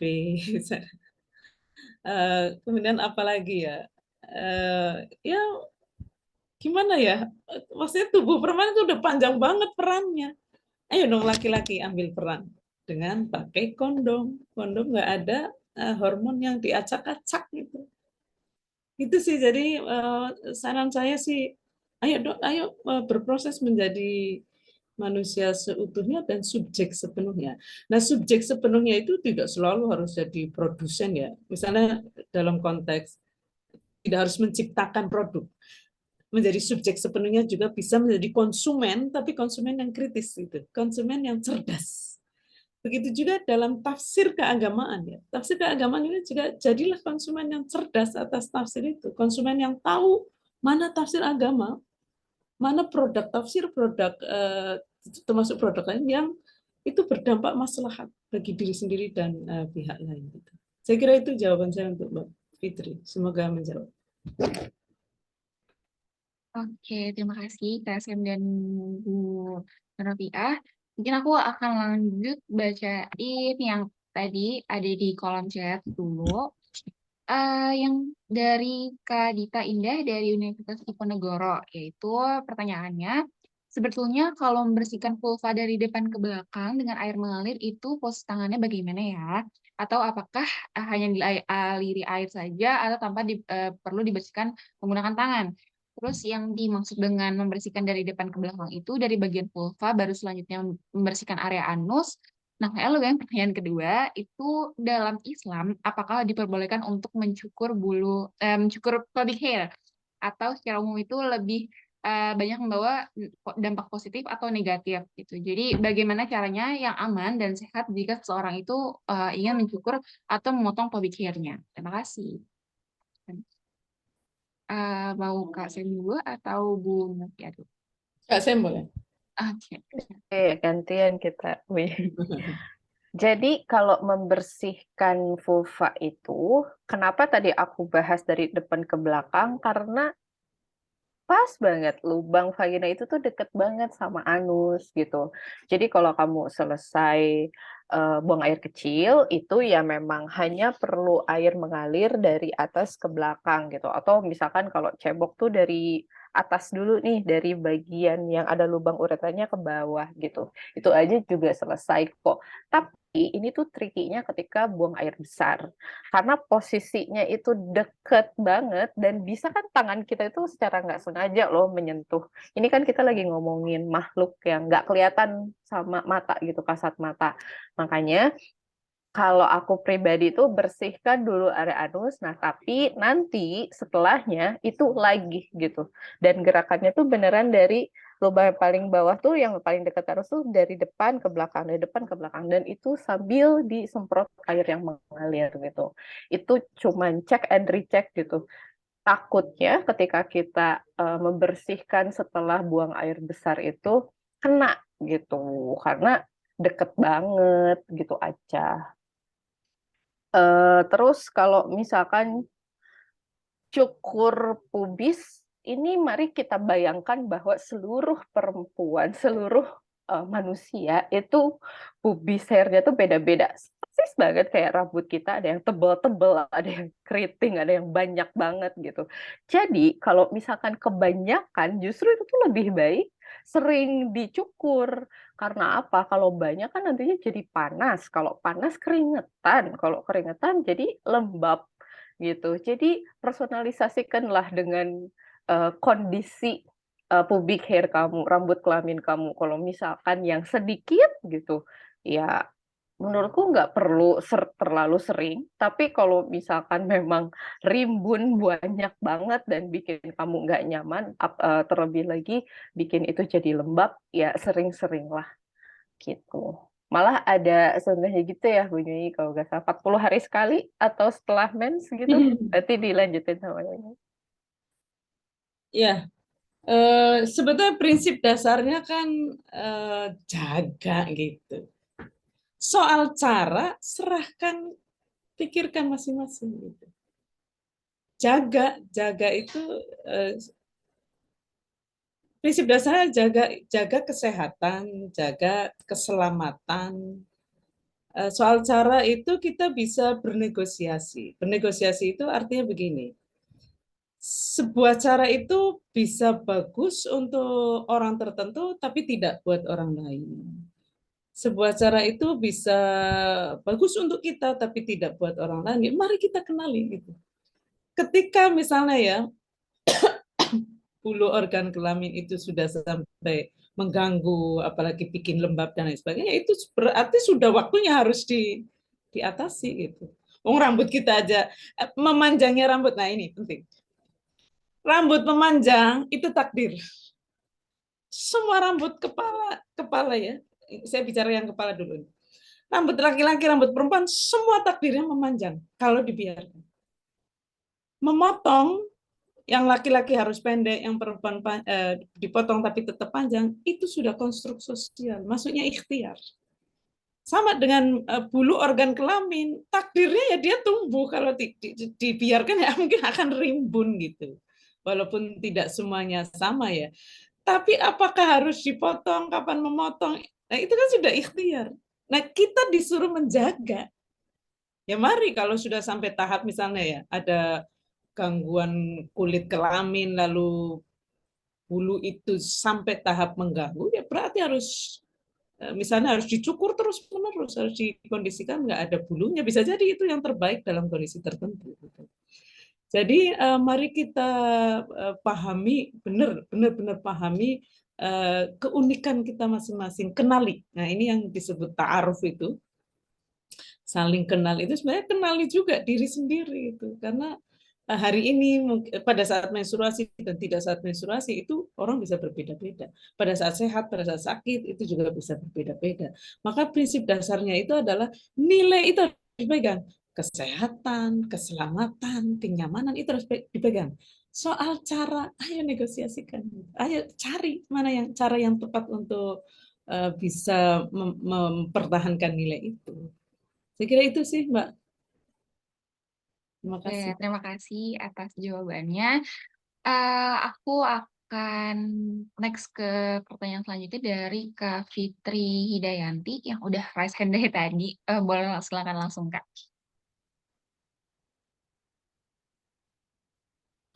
Assalamualaikum warahmatullahi wabarakatuh. Perkenalkan, nama saya Fitri Hidayanti, mahasiswi dari Universitas Syarif Hidayatullah Jakarta. Izin bertanya Bu kepada Ibu Syam, kan tadi itu pembahasannya menstruasi dan pembalut ya Bu, ada yang pembalutnya itu. Terus saya mau bertanya, kalau minimalnya ganti pembalut itu dalam sehari itu berapa kali ya Bu? Terima kasih Bu. Assalamualaikum warahmatullahi wabarakatuh. Waalaikumsalam warahmatullahi wabarakatuh. Kapan? Itu tergantung. Karena setiap perempuan itu kadang ada heavy flow, bahkan produk aja tuh sebenarnya sudah mengikuti. Kan pembalut itu ada dua macam ya, ada yang buat heavy flow, ada yang ketika lagi banyak-banyaknya dan ketika lagi sedikit.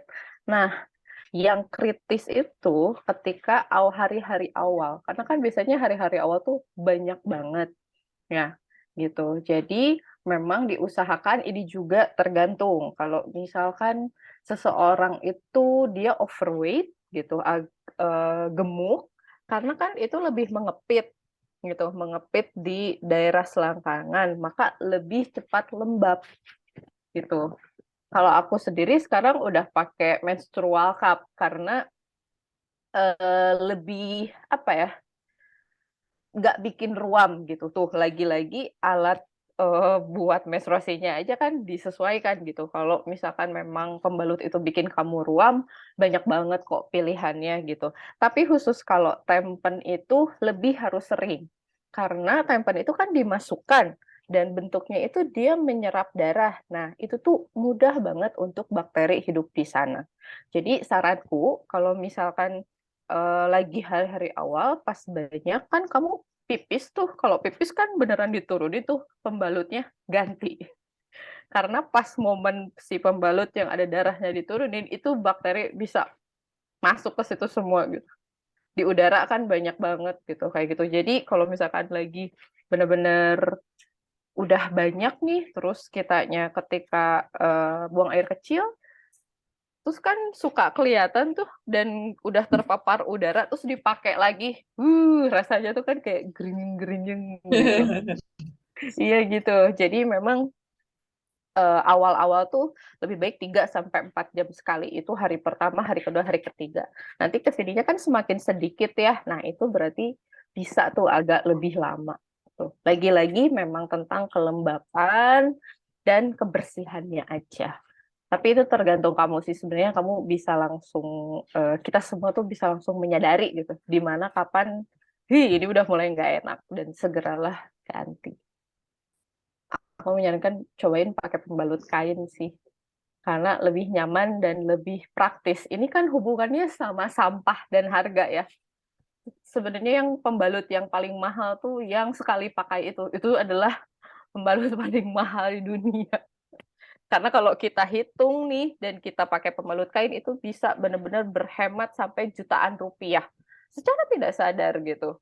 Apalagi kalau kain kan gampang ditumpuk nih, nanti bisa dibawa kemana-mana tinggal dipakai. Terus langsung bisa dicuci saat itu juga gitu. Bawa sabunnya gitu, atau bawa tempatnya langsung nanti cucinya di rumah.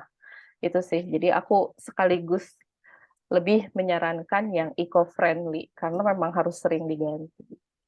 Gitu. Makasih Kak Sam. Mungkin Makasih, Kak. next lagi ya ke pertanyaan selanjutnya nih dari Kak Hasbi Asidki dari UIN. Boleh silakan langsung Kak untuk mengutarakan pertanyaan. Ya, terima kasih sebelumnya Mbak Moderator. Mohon izin tidak bisa on cam karena mungkin agak terkendala jaringan. Begini, mungkin saya ingin langsung bertanya kepada Ibu Nyai Nur Rofiah karena kebetulan beliau juga bukan kebetulan sih, karena beliau dosen ilmu Al-Quran dan Tafsir. Saya yang kebetulan mahasiswa juga ilmu Al-Quran dan Tafsir di UIN Jember. Ada beberapa dilema yang sempat saya rasakan, Bu. Karena kebetulan saya kan juga sebelum kuliah itu dari pesantren yang notabene mungkin setelah saya sering mendengar kajian dari Ibu Nur Rofiah, saya merasa kayak ternyata budaya yang ada di pesantren saya itu agak patriarki gitu. Saya jadi teringat dulu ketika mengkaji kitab Insya Allah Uqudul Jen. Jadi salah satu barokahnya kenapa istri itu harus manut ketika suami ingin melampiaskan hawa nafsunya, itu supaya laki-laki itu tidak main cewek yang lain gitu. Dan ketika istri menolak tanpa alasan ya karena mungkin perspektif subjektifnya perempuan karena laki tidak mau atau yang lain, itu nanti dosanya laki-laki yang main perempuan lain itu ditanggung istrinya. Nah, mungkin dilema yang pertama itu Bu Nyai. Kemudian yang kedua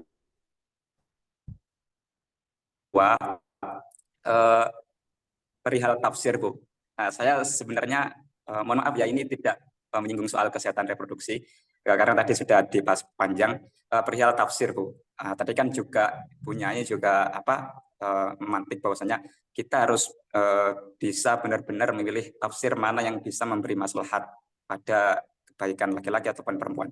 Nah, saya kepikiran begini, kalau katanya kiai saya, rata-rata penafsiran yang baru-baru ini itu cenderung mengikuti kebutuhan masyarakat. Jadi seakan-akan syariat yang tunduk ke kebutuhan masyarakat. Padahal dalam pandangan kiai saya, seharusnya masyarakat yang tunduk pada syariat gitu. Contohnya dalam hal hubungan seksual. Karena sekarang sedikit-sedikit katanya dilihat dari sisi ta'akulinya gitu, bukan dari ta'abudinya. Padahal kalau mau dilihat dari sisi ta'abudinya, misalkan perempuan mau bersedia dengan sepenuh hati memenuhi kebutuhan hasrat seksualnya laki-laki, nah itu kan nanti ada balasan tersendiri gitu. Nah, saya juga bingung di sini juga, Bu. Nah, perihal tafsir, Bu, biasanya rata-rata tafsir yang kontemporer itu kan mengkritik penafsiran-penafsiran yang terdahulu. Saya jadi kepikiran seperti ini, Bu. Kan bukannya ada hadis yang berkata, Nabi berkata bahwasanya khairul quruni qarni tsumma alladziina yalunahum tsumma alladziina yalunahum. Nah, seakan-akan dalam gambaran saya berarti ulama sekarang dengan ulama dahulu itu mungkin lebih punya otoritas ulama dahulu gitu daripada ulama sekarang. Tapi di sisi lain saya juga kepikiran biasanya ulama sekarang itu mempertimbangkan aspek relevanitas gitu. Mana yang relevan dengan zaman sekarang gitu. Nah, mungkin itu saja sih. Ya, Maaf, pertanyaannya agak bulat. enggak. Cukup jelas kok. Jadi langsung aja nih Mbak, saya respon ya. Oke, menurut saya Islamnya satu, tafsirnya beragam, kan itu biasa banget. Al-Quran ayat yang sama saja bisa melahirkan beragam penafsiran.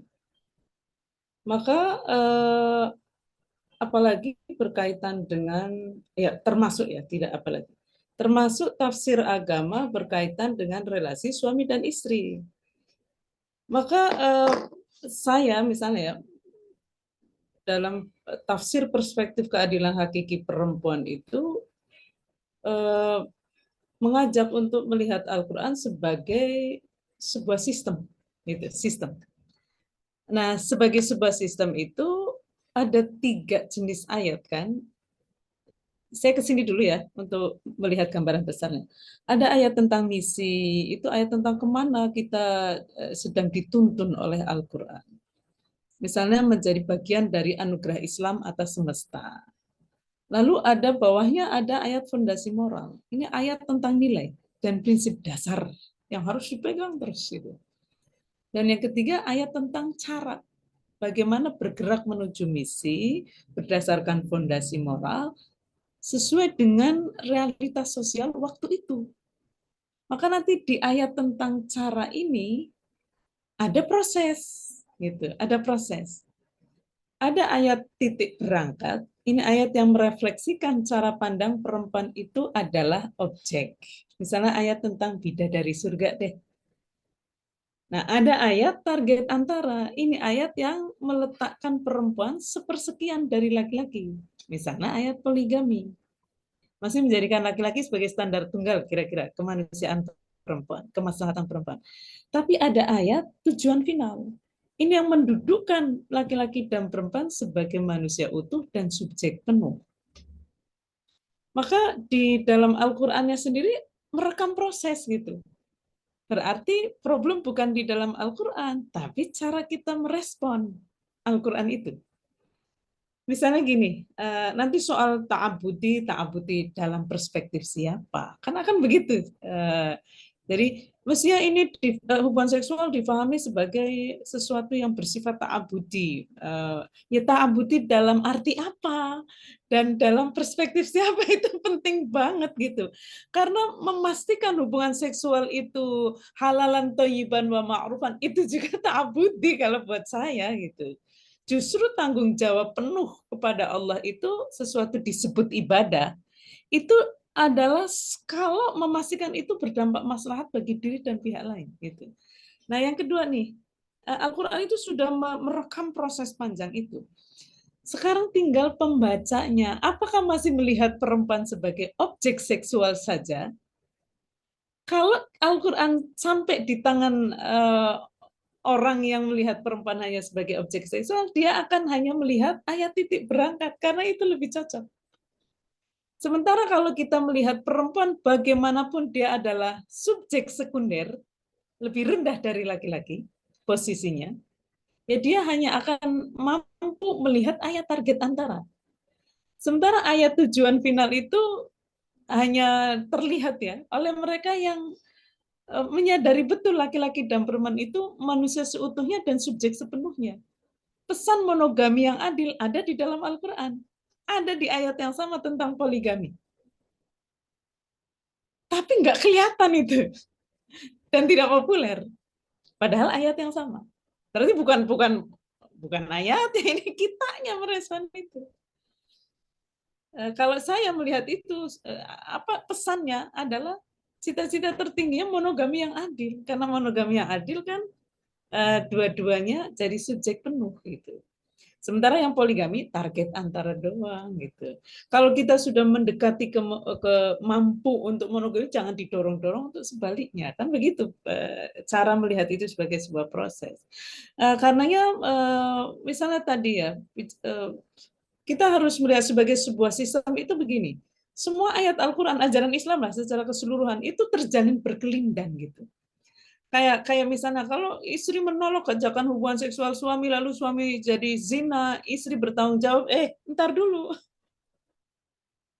Wala taziru waziratu wizra ukhra. Tidak seorang pun menanggung dosa akibat perbuatan orang lain. Terus kenapa istri jadi disalahkan? Kalau dalam cara pandang istri itu alat seksual suami, memang iya, istri akan disalahkan. Tapi di dalam Islam, suami istri itu pasangan zawaj. Dua-duanya itu dalam hubungan seksual bahkan disebut bagaikan pakaian gitu. Sehingga nanti merespon sekian banyak tafsir Al-Quran, ya barangkali kita bisa merefleksikan ya, mana tafsir atas Islam yang masih di titik berangkat, berarti harus digerakkan minimal ke target antara. Kalau sudah di target antara, ya gerakkan lagi supaya sampai pada tujuan final. Apakah itu mudah? Ya tidak. Saya yang punya keyakinan begini aja harus ikhtiar keras ini untuk konsisten dengan cara berpikir ini, karena memang ketidakadilan itu berpangkal di sini ya, mindset. Tapi mindsetnya adil, belum tentu perilakunya otomatis adil. Kita harus ikhtiar lagi untuk konsisten. Kalau menurut saya sih, ya mari kita pahami sebagai sebuah proses gitu ya, keragaman ini termasuk tafsir yang bias itu. Tapi ya mari juga dalam berproses itu kita beri alternatif-alternatif pemahaman yang memungkinkan kita untuk bergerak menuju sistem kehidupan yang adil bagi semua pihak. Itu sih Mas. Jadi kita sendiri berproses, orang lain berproses, dan saya misalnya ya, saya tidak akan menuntut orang yang tidak punya kesempatan untuk training Islam dan gender. Kalau saya kebetulan dapat kesempatan belajar tafsir, belajar gender gitu.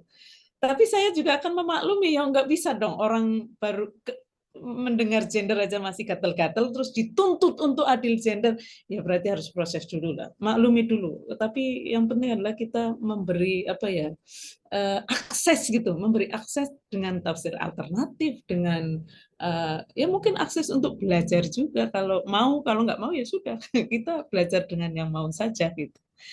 Mudah-mudahan kan semakin banyak yang mau, semakin mudah ini ayat tujuan final landing gitu. Kalau masyarakatnya itu masih patriarki sekali, ya susah ini jadi kayak pesawat nggak punya landasan landing. Makanya saya sangat menghargai sekali ini ikhtiar seperti Lingkar Studi Feminis, karena ini membuat pesan-pesan tujuan final itu mudah landing kalau kesadaran sebagai manusia seutuhnya itu terwujud gitu. Ya, marilah kita berproses, mudah-mudahan kita sendiri konsisten ya untuk menempuh jalan terjal keadilan ini. Terima kasih. Baik, terima kasih Bu Nur Rafiah atas penjelasannya. Mungkin penjelasan tadi dan juga pertanyaan tadi menjadi penutup nih dari diskusi kita pada kali ini. Karena udah sore juga, aku ingatkan kepada teman-teman untuk mengisi, jangan lupa untuk mengisi link presensi dari diskusi ini, dan juga bagi teman-teman nih yang mungkin masih ada pertanyaan itu dan belum bisa terjawab hari ini, mohon maaf, mungkin bisa disampaikan di kesempatan lainnya, karena Ngaji Feminis ini nggak cuma ada hari ini doang, tapi ada juga di minggu selanjutnya, ada di episode 2 dengan tema-tema lainnya gitu. Jadi teman-teman boleh banget untuk mengikuti ngaji-ngaji feminis setelahnya. Mungkin dari saya menjadi penutup juga dari diskusi hari ini. Saya sebagai moderator, mohon maaf atas jika ada kesalahan, baik kata maupun perbuatan yang sengaja atau tidak. Kurang lebihnya mohon maaf. Terima kasih kepada Bu Nur Rafiah dan Kak Sem atas kesempatannya, atas ilmunya, informasinya kepada kita-kita. Ya, mungkin abis ini sebelum aku benar-benar tutup, kita adain dulu sesi foto nih ya. Jangan lupa banget nih sesi foto. Boleh teman-teman yang sekiranya bisa untuk on cam, silakan on cam biar nanti di foto. Oke, aku tunggu ya teman-teman untuk foto. Ya, ini segini doang atau ada yang masih mau on cam? Oke, kalau misalnya nggak ada, aku langsung aja foto ya teman-teman. Eh, Gaya dulu gaya, gaya. Oke, aku foto. 1, 2, 3. Sekali lagi. Oke, 1, 2, 3. Oke, terima kasih banyak teman-teman semua yang sudah hadir pada siang hari ini, menjelang sore ini. Selamat menunaikan ibadah puasa bagi yang merayakan. Semoga puasanya lancar. Terima kasih. Kurang lebihnya mohon maaf. Wassalamualaikum warahmatullahi wabarakatuh. Waalaikumsalam. Kak. Pamit ya. Ya, Ibu, terima kasih banyak. Sama, makasih Mbak Sam juga.